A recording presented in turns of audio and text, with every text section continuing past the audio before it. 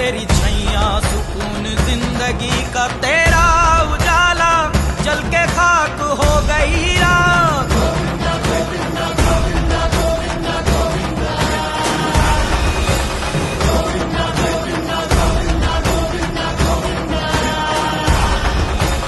एक नाम तेरा गूंजती हर दिशा, हर कोई कह रहा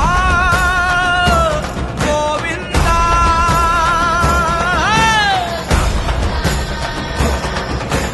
गोविंदा गोविंदा गोविंदा गोविंदा गोविंदा। महाराज की माता की सगळ्यांना खूप खूप शुभेच्छा। महापालिकेच्या वतीने विविध विकास कामांचं लोकार्पण झालंय, भूमिपूजन झालंय।